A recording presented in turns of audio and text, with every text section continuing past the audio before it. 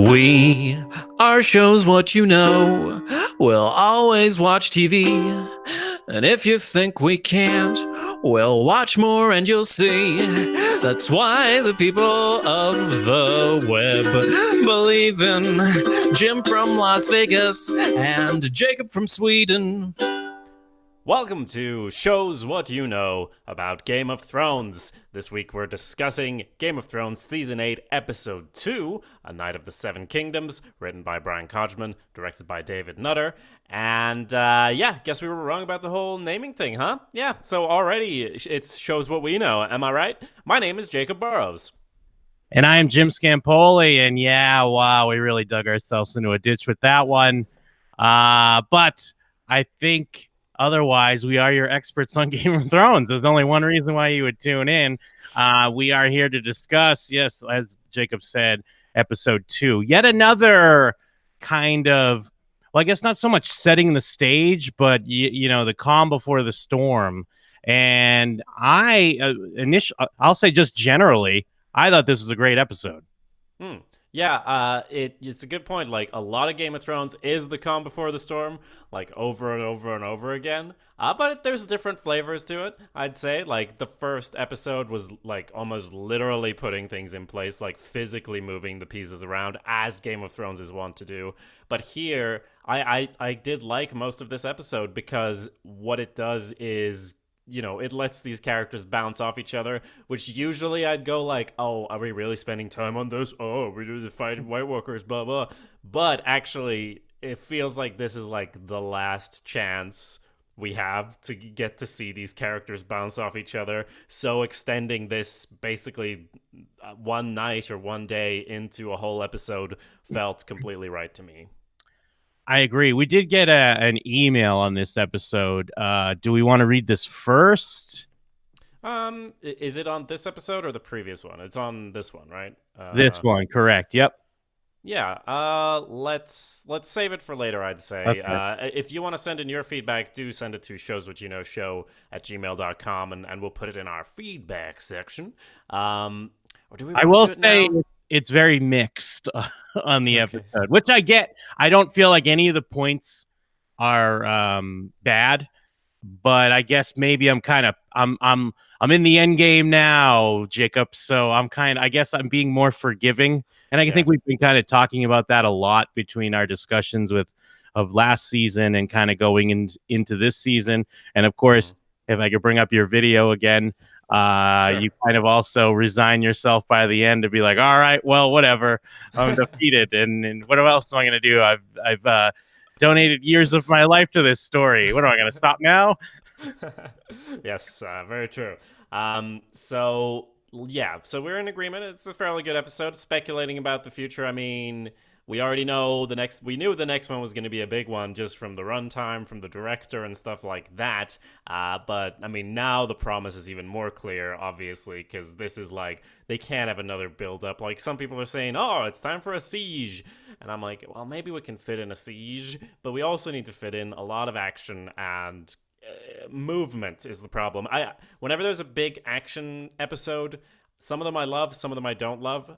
There's a contrast between, I'd say, Blackwater, where there's like a lot of stuff going on, a lot of different types of scenes, and there's a change from the beginning to the end. And then there's the episode where they're defending the wall, which I've criticized before because even though it's awesome action, it felt like nothing really changed by the end of that episode, because it starts with the wildlings outside the wall, and we're holding the wall, and at the end it's like, well, we had, like, it was a dire situation from the start, and in the end, oh, it's so dire now, isn't it, guys? I have to go out and talk to them. It's like, you could have skipped all of that, basically, or made it a 10-minute thing as far as how much actually changed. So, at this point, they can't be fucking around and only having empty action. It needs to be action that actually delivers on changes, turning points, things like that.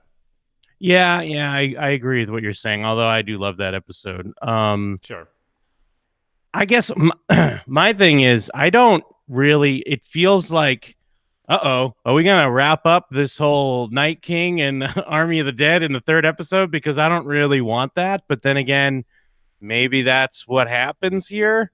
I know we haven't like dived into the episode in general yet, but I'm interested to see how this plays out because it feels like, well, if it isn't wrapped up here, then what? Everyone dies because Mm. how does it continue? I mean, I know there's like speculation, like maybe the Night King isn't even going to Winterfell, and he's already like swooped on his dragon and he's headed towards King's Landing or something. But Mm. and maybe I'm in the minority because I know there are other friends of mine that watch the show and they kind of don't really care too much about the Army of the Dead. They're very interested in Cersei and how that's all going to play out and who's going to be on the throne. But I feel like, hey, we're in season 8 of this. Every year there's always a like, well, the Army of the Dead though. Well, the Army of the Dead though. So then all of a sudden, if it's like, well, we killed the Night King and then all the Army of the Dead just toppled down because you cut the head off the evil forces, I'm going to be a little let down, I'd say.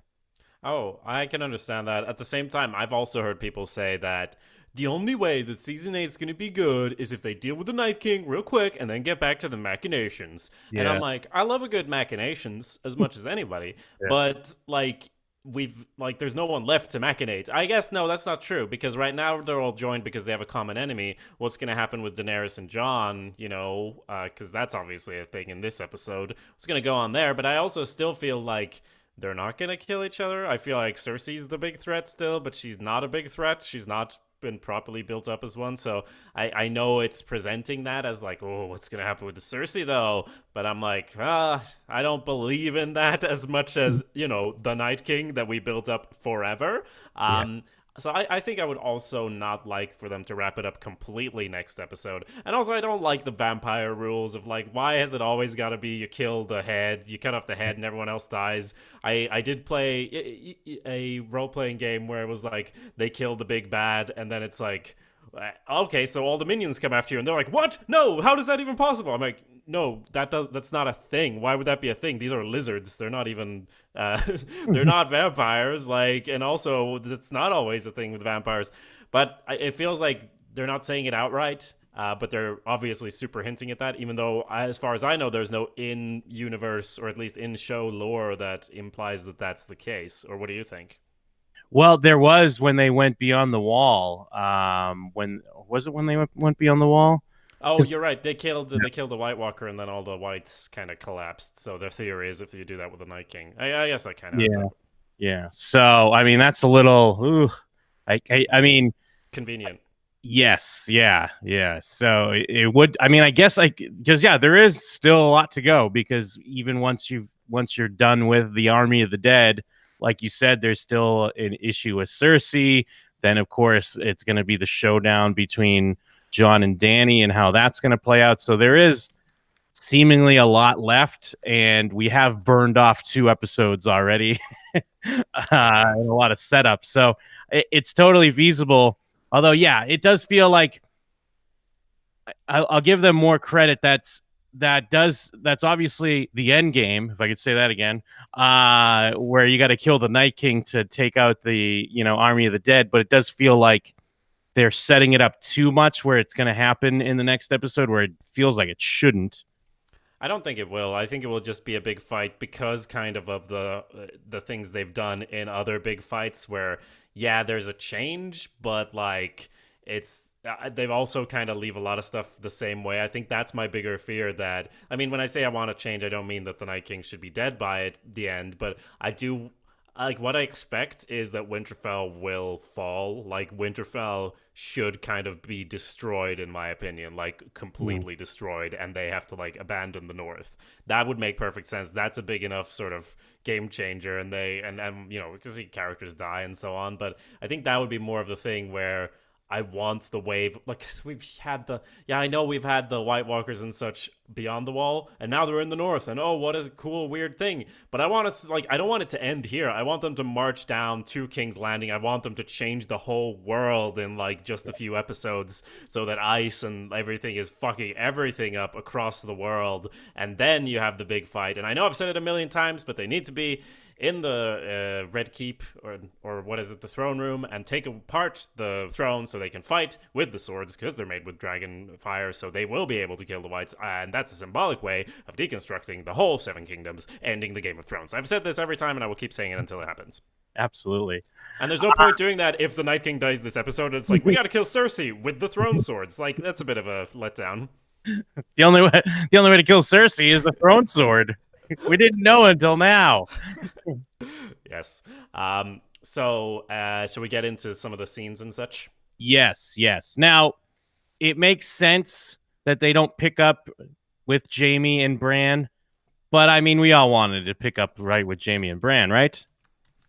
I don't. Bran is so boring to me. I don't Yeah. really care, Yeah. honestly. And it's no hard feelings against like Bran as a character. I do like Bran in the books and such, but he's just such a non-character at this point that like that wouldn't have been a dramatic scene with just the two of them.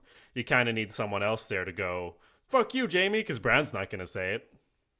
Yeah, yeah. So yeah, we pick up Jamie's in front of the I mean, I guess the council, the queen, maybe the prince that was promised.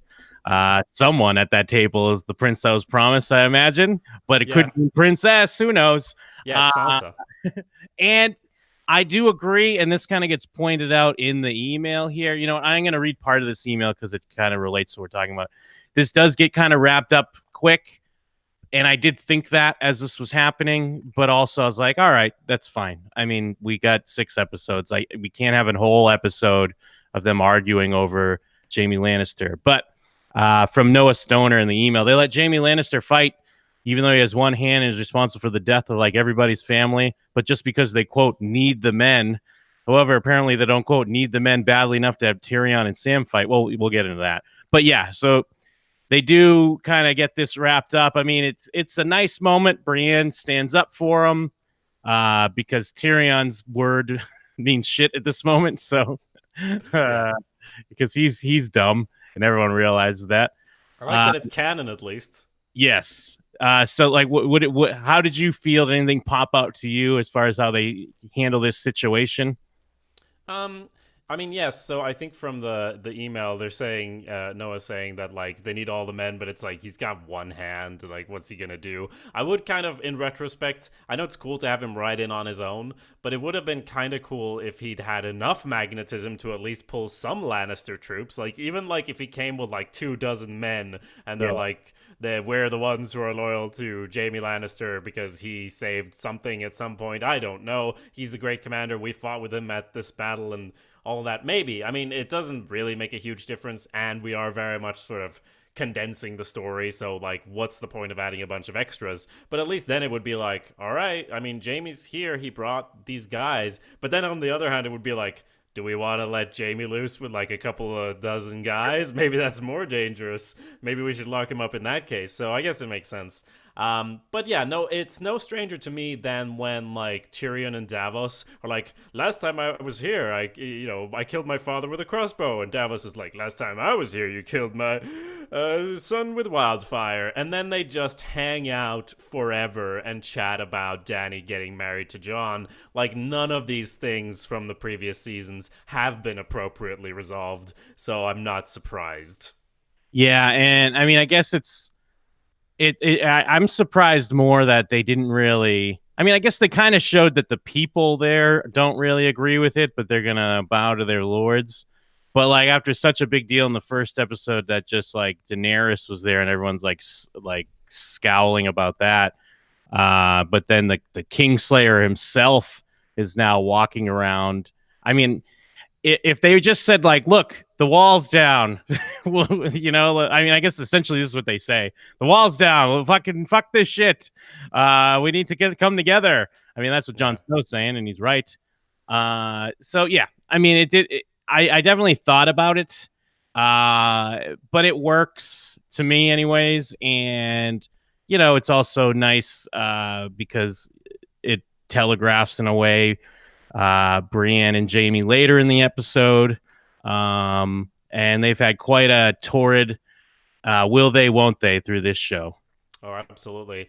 And so looking back on it, it does get a bit foggy, but like what caused the North have to hate Jamie Lannister? I mean, yes, it was his nephew, technically, speaking, officially speaking, that chopped off Ned Stark's head. So I guess that's the big thing.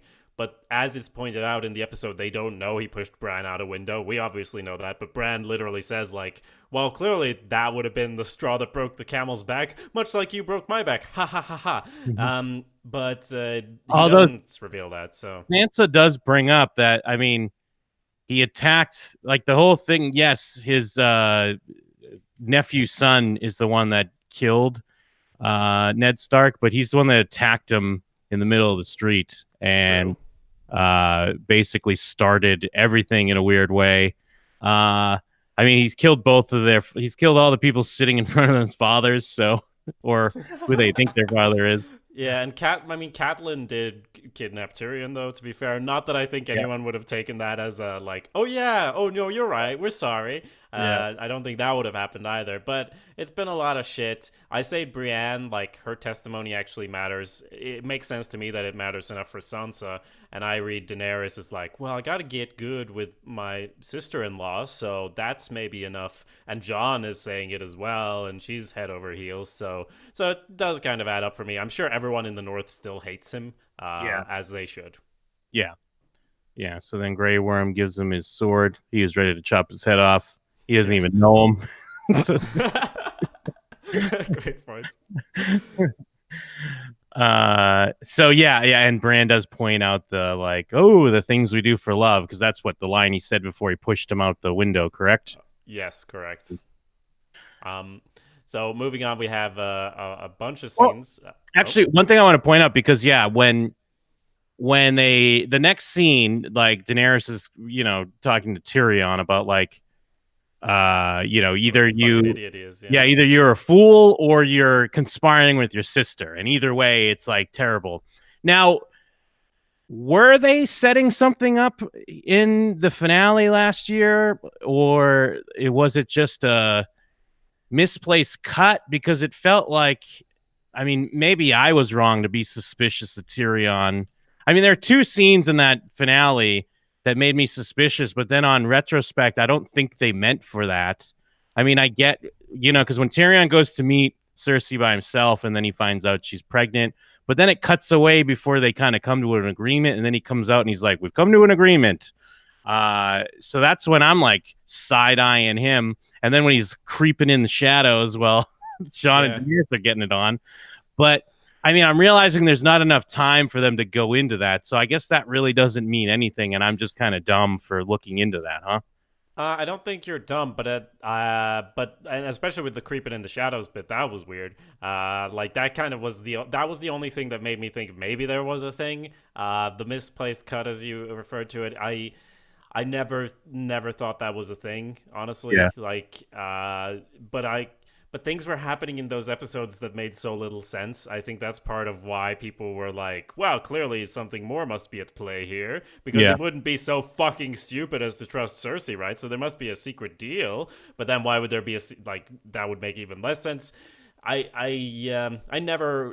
picked up on it, but a lot of people were like heavily theorizing about it, and I don't think it was intentional. Honestly, I think it was just a something from the pacing, but they didn't discourage it either. Moving forward, I think they like to have people make theories and such, but here they're very clearly saying like, no, that was definitely not a thing. Tyrion's just a fucking idiot, which is a problem and something we've gone into in detail, like discussing the previous season, because all of his plans are the worst. Even just I'm getting heated again, but just the idea that they need to all do all this shit to convince Cersei. I mean, the problem isn't necessarily even that he trusted Cersei. It's that he originally thought, let's go beyond the wall and get a White Walker just to convince Cersei. And this leads to the loss of one of the dragons and literally the fall of the wall. And that is so goddamn stupid that it feels out of character, which is why I find it hard to blame him for it, because it doesn't make any sense that he would have thought that was a good plan. So I just kind of compartmentalize that in my brain into something different, and that's why I've been able to get through it.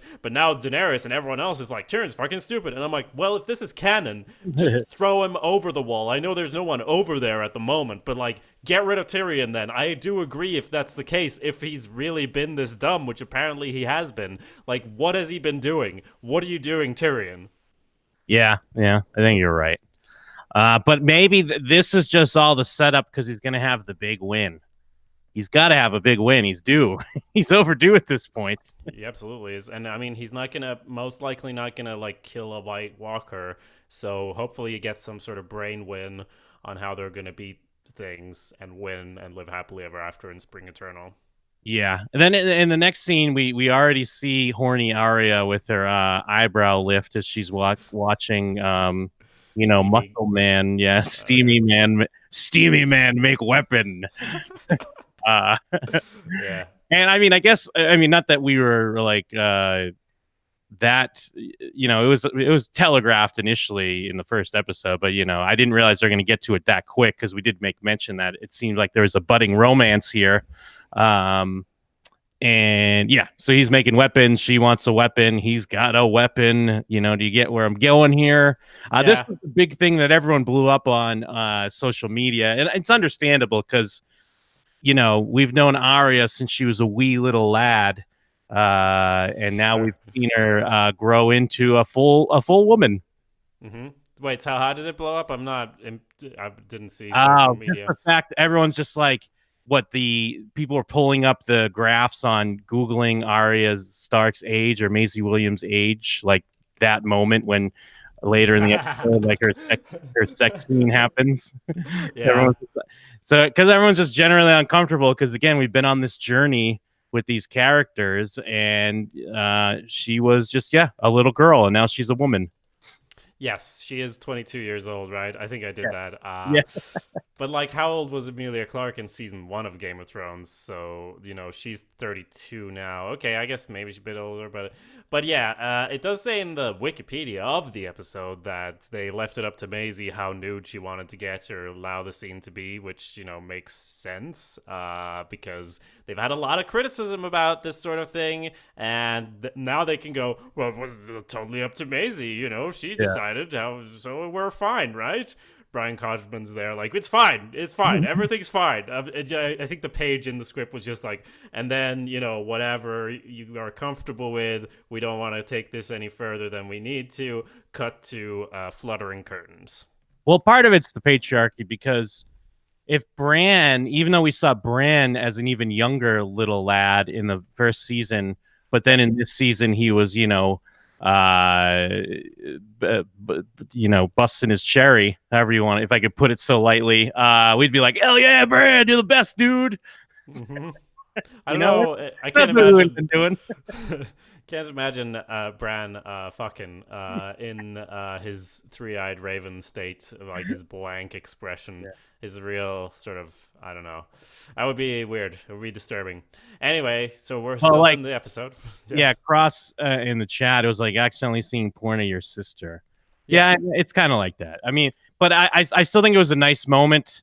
I like the way it played out, and this is a different Arya Stark, as we've seen. She's been on quite a journey, and she's a mature woman now who knows what she wants. Yeah, and if I can say, I said last episode that a lot of, especially their scenes, felt very like teen romance, and like in this episode we have a scene where he's all like, huh, you can't fight, little girl, and then she picks up knives and throws them at a thing and has a little speech about the faces of death, and he gets like super horny. And then there's the scene later where it's literally like from the cliche handbook of like, I don't want to die without knowing what it's like, and it's like the most cliche things ever. But I think when it comes to this, I'm so much of a fanboy and I've always kind of thought they should be together. Even reading the books before watching the show, I'm like, there's a thing there. So I'm definitely like super partial. So that's why it all is fine by me.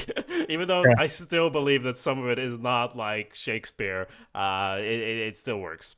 Yes, yeah, and I also want to point out this is kind of one of the first mentions of how safe the crypts are going to be. And again, if I could point to social media, everyone is pointing out that if the Night King is coming, wouldn't the crypts not be that safe? And won't these dead people arise to murder the women and children that are hiding in the crypts? I guess we'll see. The only way this would have made more sense is if Tyrion's the one who's like, surely the crypts will be the safest place in the castle, and everyone's like, yes, good idea, Tyrion, and then they're like, God damn it, Tyrion, again. Again with this shit? Yeah, no, I mean, that feels like 100% what they're going to do. And if they don't do that, it's because the writers didn't even think of it, which would be really disappointing because it's such an obvious thing to do. Don't you want to see skeleton Ned Stark, like, fighting things and then the symbolism of fighting your ancestors in the crypts as they break out of their, stone coffins and so on? It might be really good. Yeah, yeah. I mean, I don't think we can see Ned Stark because his head was chopped off, but maybe, or we could see. I think, as was pointed out in the Jim and them Discord, um, Direwolf head Rob fighting. I Well, don't think they buried him with yeah, the direwolf out, yeah. but yeah, Plus, that'd that be they probably sick. just destroyed his body. I don't think it made it to. I don't think him or Catelyn Stark's body made it to Winterfell. Well, that's the real question, isn't it? Everyone still won't let go of. This is not really a spoiler, but just so you're aware, dear listener, we'll get into some book stuff. There's the whole Lady Stoneheart thing where Catelyn was undead, an undead vengeance demon, basically, more or less. I mean, not really a demon, but she was resurrected, much like many other characters, but came back a little bit off and was all about getting revenge and working with the Brotherhood Without Banners to get that revenge. And like that's been a thing for so long that people have waited for and such that given how much kind of fan service they've been doing, I almost feel like they would do that and say like, "Oh no, they did bring her back just to kind of have that scene of her with her slit throat and like as a real monster, and then I don't know, Arya has to kill her or whatever." Yeah, I'm the thing is because again, I haven't read the books, and I've heard a lot of talk of Lady Stoneheart, and I understand like it's a big thing. People are bummed that's not in the show. I don't see how. I mean, again, I don't know the context of it in the books. I don't see how that would fit in the show. No, I would agree, but they've managed to fit in stuff where us book readers have gone like, there's absolutely no way this is gonna happen, and then Benjen's there, like Yeah. seasons after he would have been in the books, like, oh, okay, cool.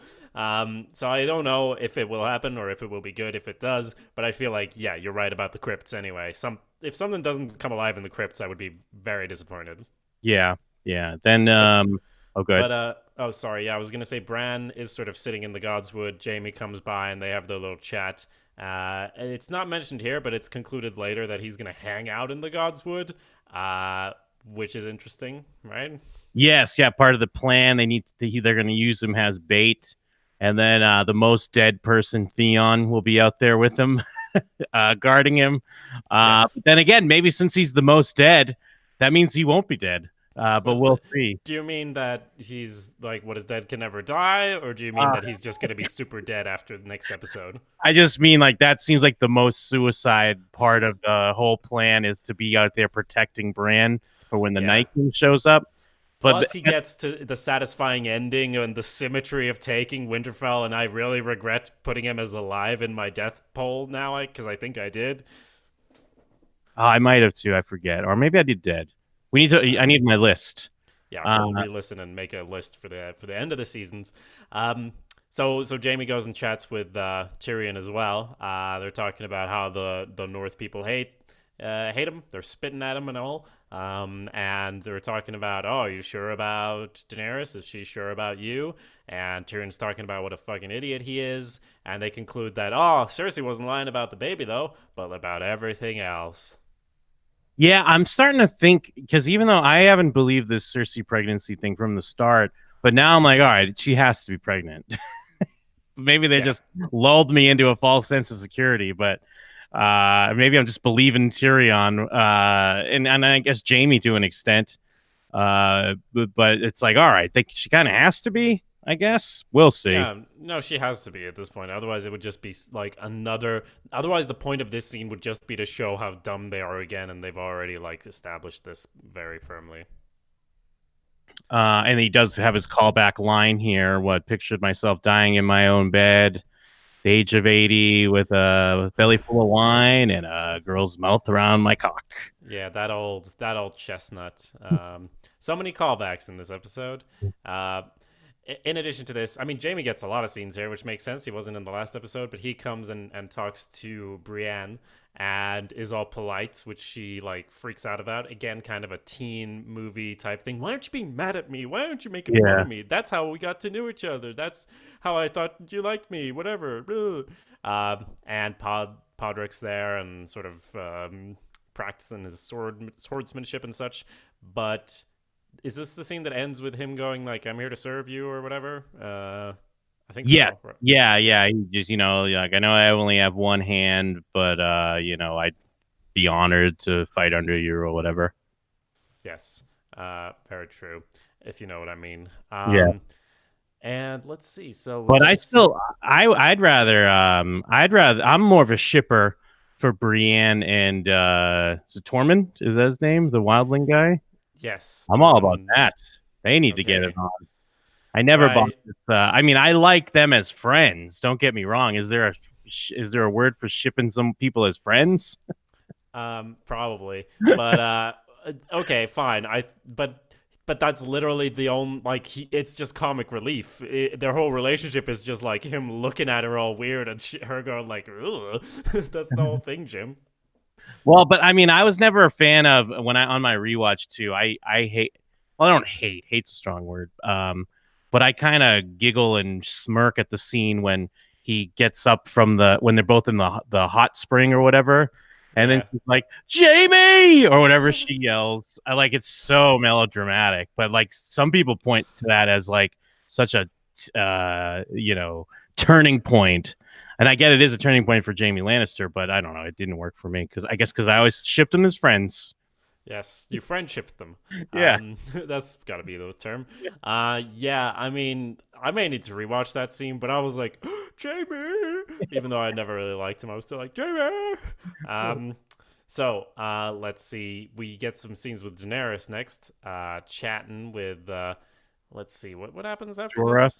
This Oh is yeah, basically that's it. he backs Tyrion here, which is a Yes. little surprising, but I mean, I don't know. They spent some time together.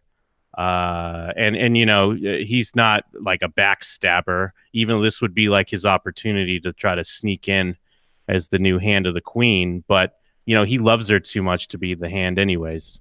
Yeah, and I buy this more than the whole thing of Arya going, Sansa's the most brilliant person I've Yeah. ever met. Even though I believe while they were hanging out, Tyrion was at his almost dumbest ever. Like, I don't think he did that many smart things as far as I remember.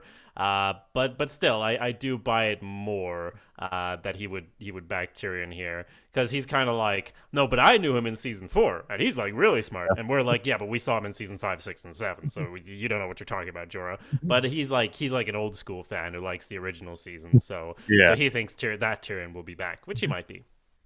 Then we have the Sansa Danny showdown here, which I like how they played this out because I mean she's extending an olive branch, trying to why do some strong females need to fight when they could be friends? They can be more powerful together.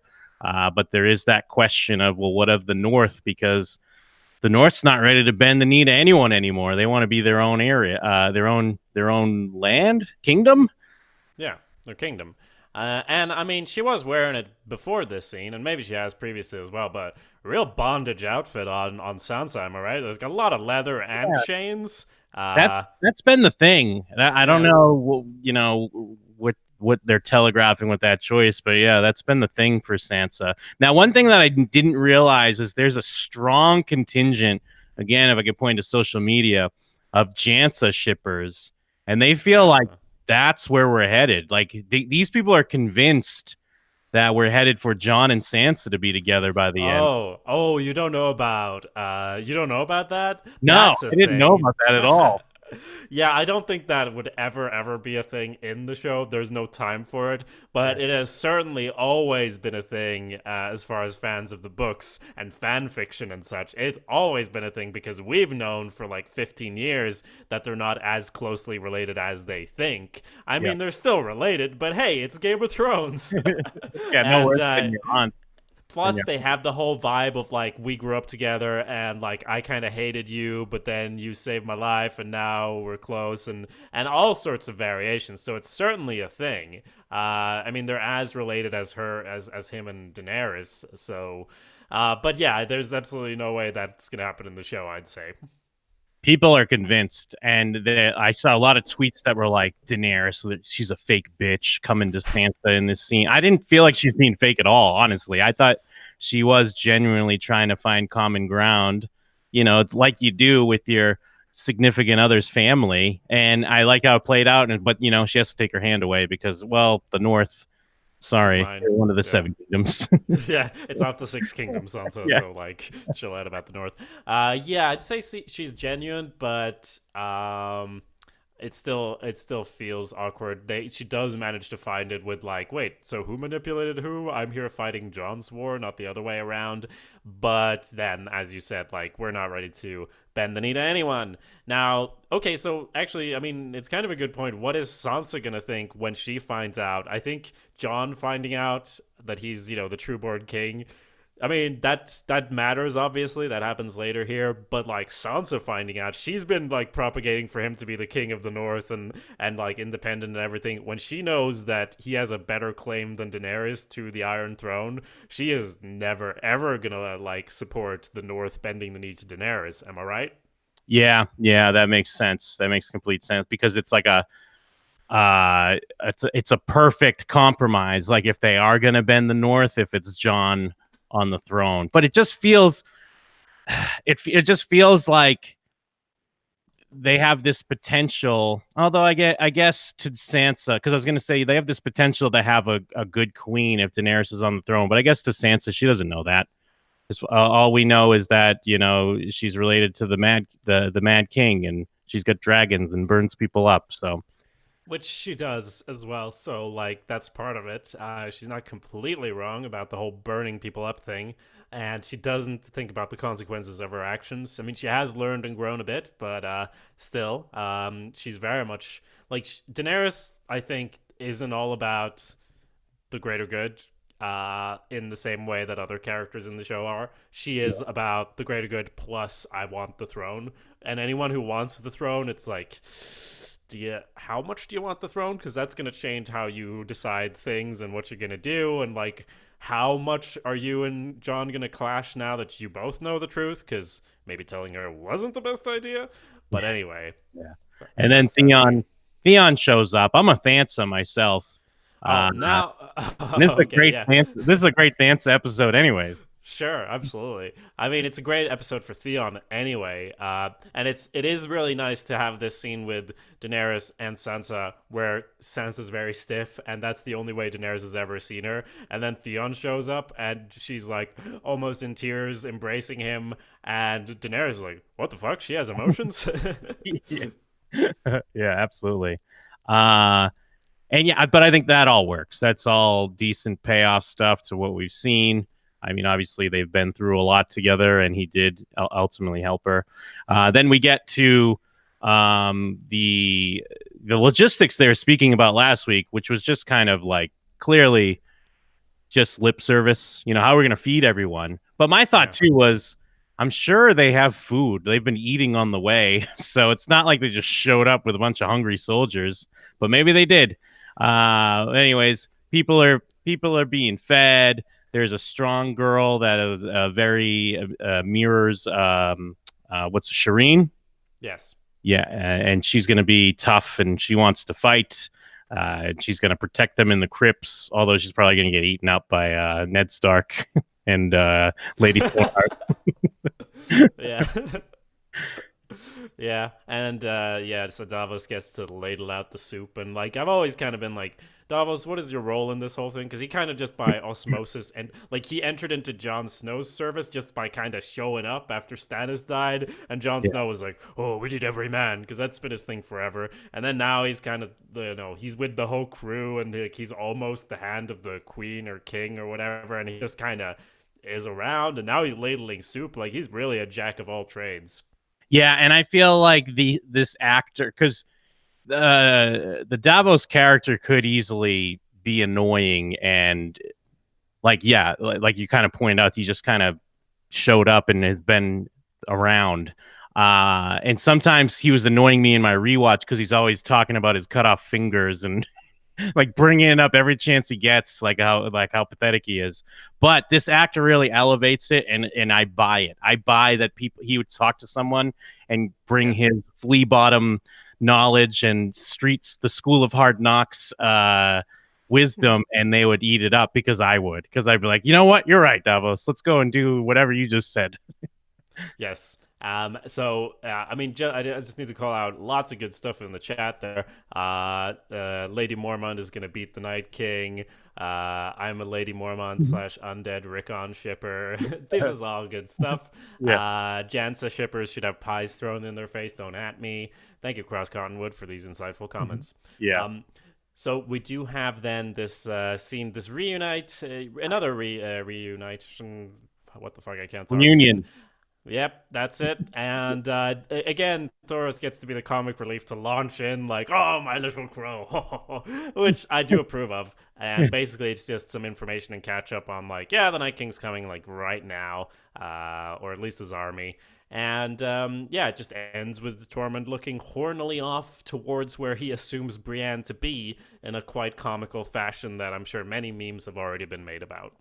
I do feel like, I mean, they are using him for a lot of comic stuff, but it works. It doesn't feel out of place to me. I mean, maybe his milk drinking later in this episode is a bit too far.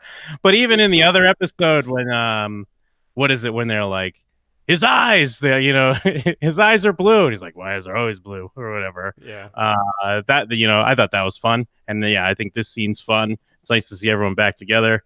It is. I mean, I guess I do like that they did at least have a line of like, we had to hide from the dead, the army of the dead, because it just feels like there's this huge army not far away and no one's really seeing them, and even these guys who had to like backtrack and come around them to get there. At least there's a line about it. I'll give them that. Yes. So this leads us into the big council scene, which you got to give it to him. It's a better council scene than some we've seen in previous seasons. Like when they're deciding to go north of the wall, they're talking about shit that makes no sense. The council with Cersei, kind of strange as well. But this one, we find out a bit more about the Night King sort of thing. I guess everyone just kind of accepts that Bran is a seer or whatever. I guess they've seen enough shit to go like, yeah, he's weird enough to be able to see weird things and everything. I feel like at least one character in that meeting has to be like, the fuck is that kid on? Yeah.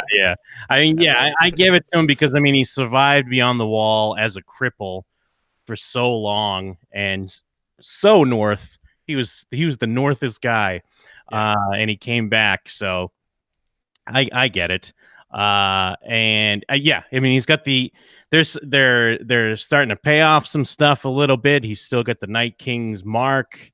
So it works. Yes, and so we do kind of find out more about what he thinks the Night King's motivation is, which is something that's always been kind of up in the air. But I mean, Bran lays it out as he wants to erase this world, and I am its memory, meaning that the Night King will come for him because he holds all. Like, he's basically like, what are those things floating out in space with the discs of all the information about humanity on it or whatever? And the Night King hates that. He doesn't want data to be preserved. He's like in Fight Club when you blow up the credit card buildings and all of that. So that's why they're going to use him as bait. I don't know if there's anything else kind of concluded here in the episode. The one thing I didn't like is that the scene kind of sets up this. Because Tyrion decides to be like, hey, I'd like to sit and hear some of this story. And I kind of wanted to see them have a little back and forth. But then when they cut away, then Tyrion's just in a different place, drinking by a fire. Maybe he just couldn't deal with that Bran for that long, because he pulls up a seat like, I'd like to hear about this. And I thought maybe this could have been also, maybe he would get some wisdom, or maybe they could have set up a moment where he can have a good idea. I know we're kind of dunking on Tyrion, but I mean, how do you not with what they've done to the character? But I don't know. I was kind of excited to see a little bit more interaction here with them, but then when it cuts back, he's not there anymore.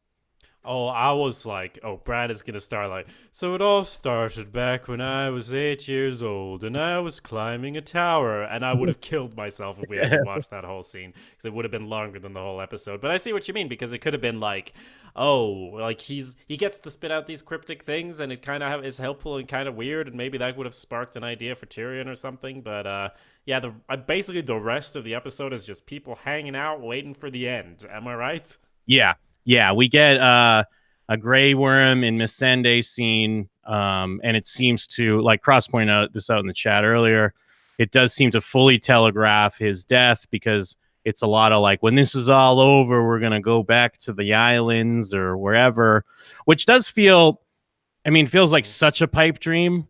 Like I know everyone is kind of about pipe dreams, but he's even talking about like, when the day's done, when I don't have to defend our queen. It doesn't feel like, even if they win, it doesn't feel like that's ever gonna come. Yeah, no, I think you're right, and it's very much one of those like you and me forever. Yeah. Definitely won't die scenes. More importantly, we get to see Ghost. Ghost is still alive. He's been Yeah. missing for like 8 seasons. Well, that's a bit of an overstatement, but we sort of pan up or move up on John hanging out with Sam on the wall, and Sam's like, "Did you tell her yet? Huh?" And Ghost is just kind of there, and I'm like, "Where the fuck were you? Where were you in the Battle of the Bastards? I get you had to have giants, but like, come on, a wolf can't be that hard to. Okay, maybe it is. I don't know, because the wolf is just kind of standing there." But yeah, And then Ghost is alive. and okay, and the other guy's name's Ed or Edison. Ed, They yeah, get to dunk on him a little bit for being a virgin. Like Sam gets to kind of throw it in his face. And it's like, because he makes a comment about him killing a white or something. They a little dunk on him a little bit because it's like, yeah, we've both fucked. You haven't. Get out of here. true. And they get to say like, "Oh, truly a sign of the apocalypse with Sam slaying White Walkers and fucking Yeah. ladies." True enough. But I think it's part of these scenes are about like, I want to fight. No, I want to fight. And Tyrion doesn't want to be in the crypts, but Daenerys says, kind of throws him a bone, like, I'm gonna need your brain later, so get down there so you can get killed by zombie Ned Stark. And kind of similar with Sam, right? John is like, oh, you don't need to be, and that's why he starts bringing up like, hey, I fuck bitches. Yeah, exactly. Uh, and then then we have the Lannisters sitting by the fire. Now, this like little impromptu party that breaks out, I thought it was all great stuff. Again, I love it. it's a lot of it is a lot of like the night before the battle, but I'm about that life. I love these are our last moments to kind of have a little bit of fun, and then kind of throw these somewhat random characters together in a room and let them hang out and kind of live what could be their last hours, and especially for us as the audience, because at least the promise is there. Now, if the next episode it's not this big battle we think, and then everyone gets out alive, maybe in Yeah. hindsight this episode isn't that good, but it really feels like big shit's gonna happen. So I appreciate this room to breathe a little bit, even though we don't have a lot of episodes left. Yeah, and it has a lot of great little moments. Like Tormund, I mean, even though I've been complaining about him, kind of, he gets to try to pull Arya's line with Brienne, like, this could be our last night alive. And she's like, yes, well, I'm glad you're here. And he's like, ah. And she's like, oh, they're fighting with us, fighting, and I'm glad you didn't die. And everyone gets to have a drink, and just, this is kind of what I meant when I meant, like, when I said we get to see the characters bouncing off each other in such a fun way that it feels like there's no way this is going to happen again, especially because we have this scene and then we later on like get back to them again and they're a bit drunker and they're still hanging out and talking. I mean, obviously the later scene has an even more touching moment with Brienne. Yes, yeah. Before that, Arya does meet up with the Hound, and then what's his name there? The resurrection guy. I'm spacing it. Uh, yeah, what is it? It's Beric Dondarrion. Is that it? Yes, yeah, I believe Yes. so. And Yes. and I like that they still had this moment. I mean, even though Arya has got another mission that she needs to complete, but it makes sense. She comes and then she's like, "Wait a minute, what am I going to do? I'm going to sit here with these two old fucks."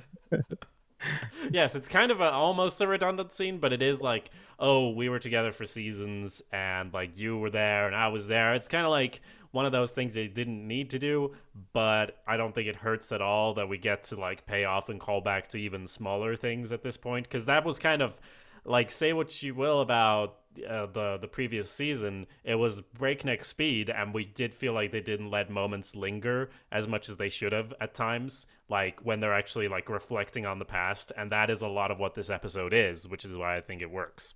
Yeah, and then would it have been too much? Because then we have Arya kind of just shooting arrows, and I wanted is it Gendry or Gendry? How do you pronounce it? I keep switching back and forth. I Okay, really can't. I feel like the show kind of Again, feel like the show Gendry. kind of does too.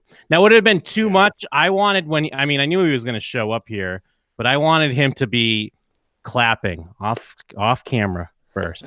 Nice little callback, but I guess it would have been too much because that's like her dad, because that's her story there of how she had that one arrow and she kept shooting it, and then she had to go and get it and shoot it again, and then she heard clapping from like up above, and it was Ned Stark, and he knew like it wasn't right, but it was right for her. But then again, she does fuck Gendry here, so maybe that would have been too much. Like she's banging her dad, I guess.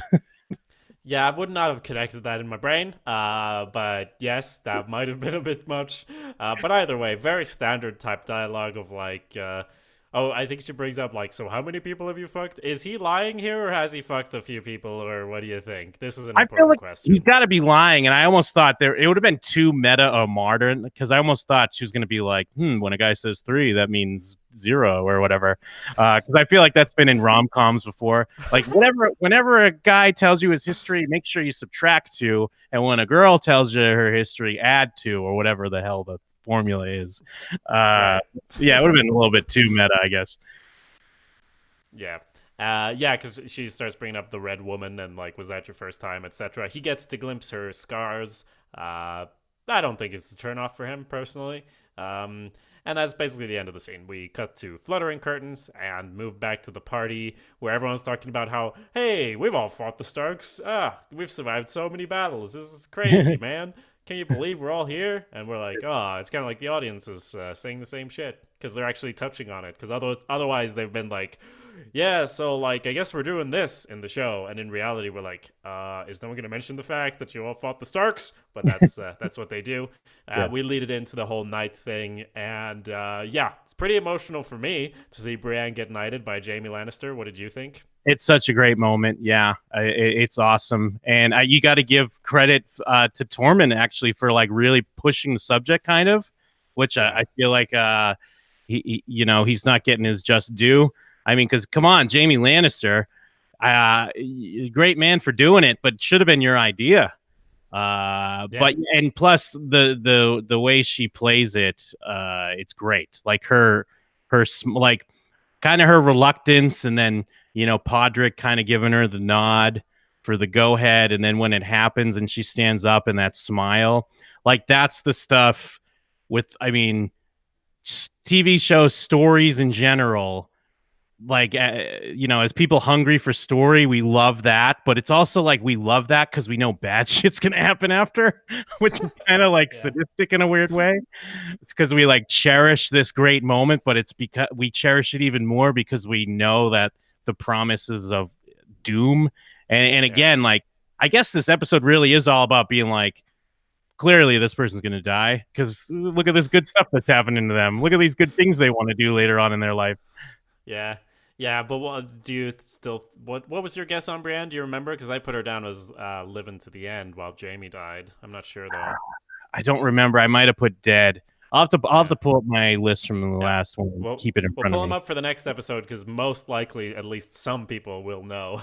Yeah, yeah, And speaking of the clap you wanted from Gendry or Gendry, yeah, I mean, I give Tormund shit, but I love his like enthusiasm here when she stands up. Like this is what you get to see like more than just a joke in his character when he's like, "Oh, that was fucking epic, dude." Even though it's a yeah, simple expression, there's something like simplistic and joyful in it. That even though everyone's kind of excited about it, I'm sure Podrick maybe especially.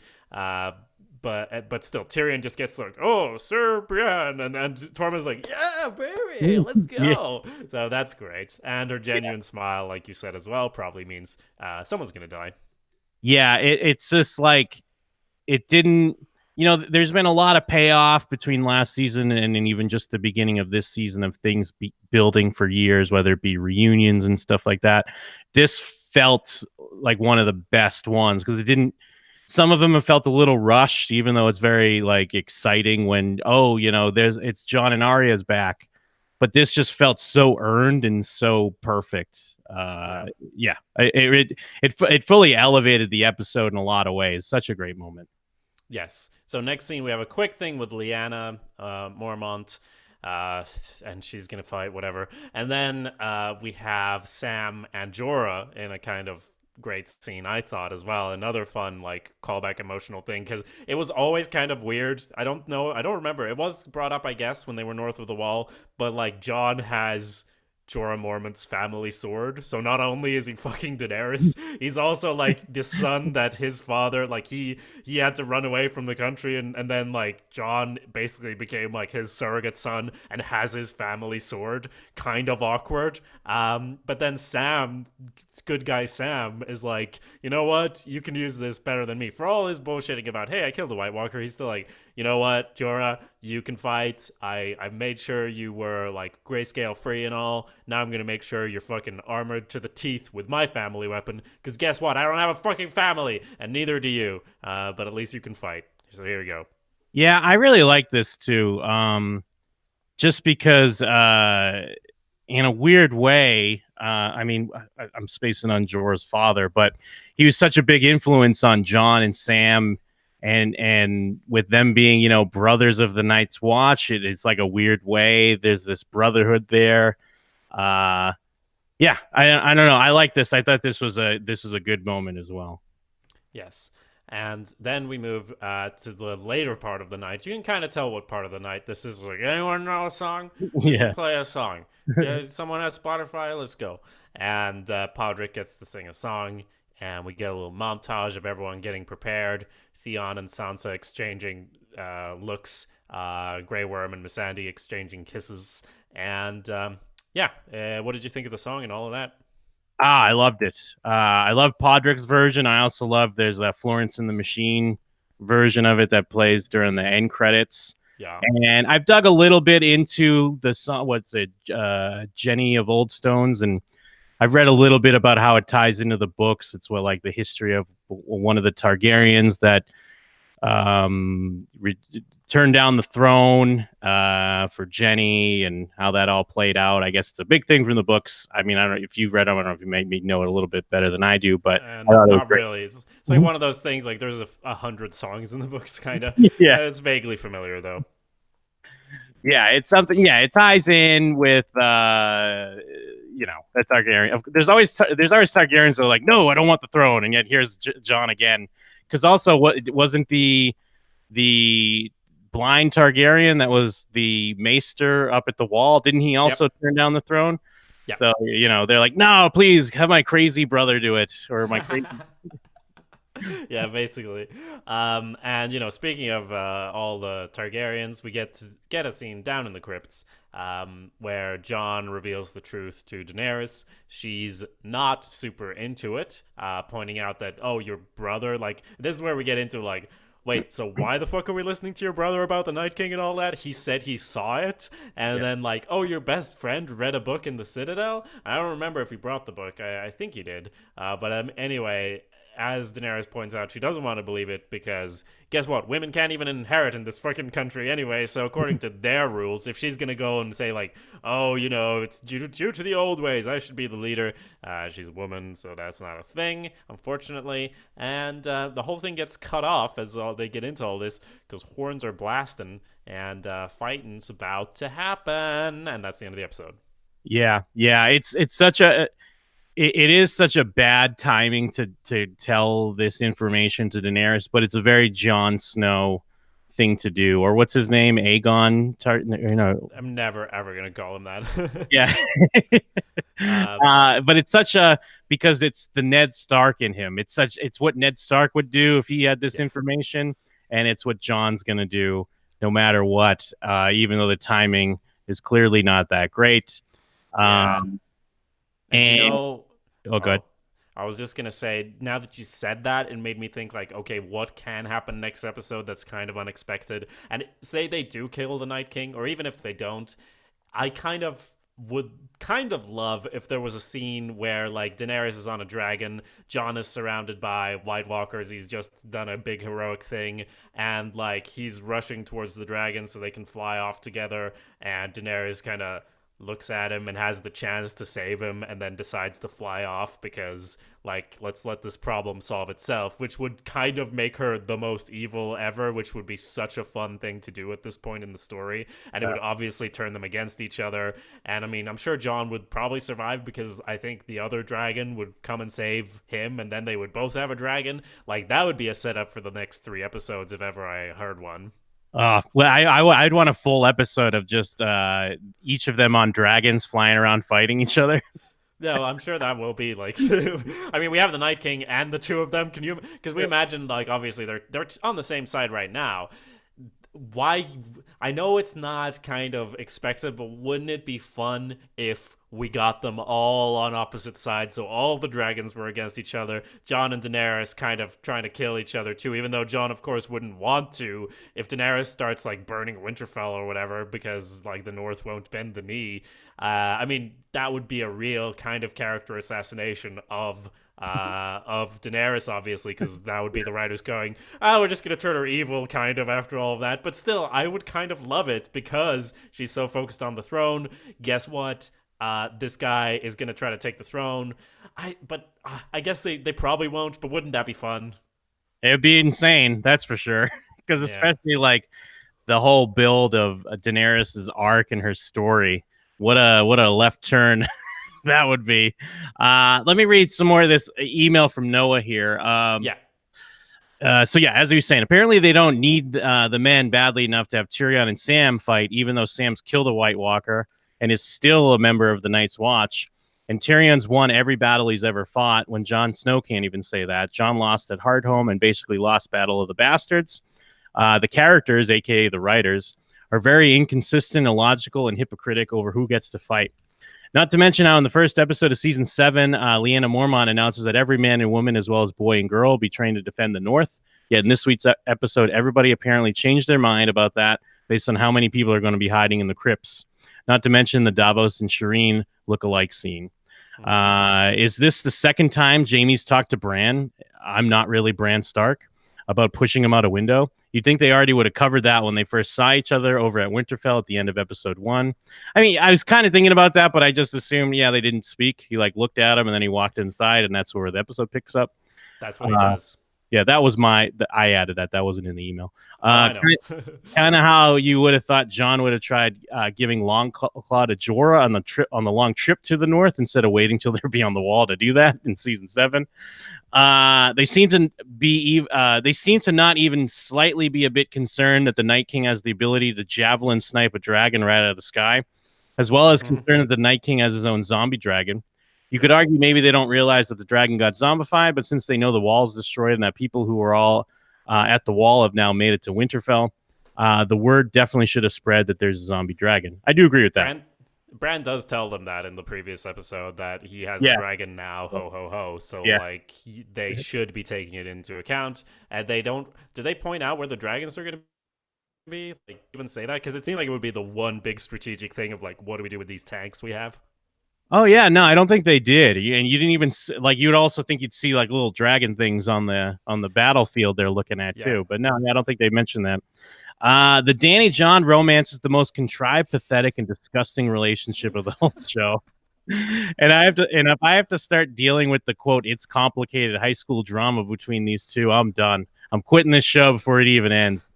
P.S. Are neither of them concerned they're porking their nephew and aunt, or have they not gotten that far in the thought process yet?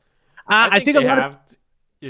Sorry to cut you off. I think a lot of people have pointed that out, but I feel like the more pressing matter, I understand to them the more pressing matter is the throne, I guess.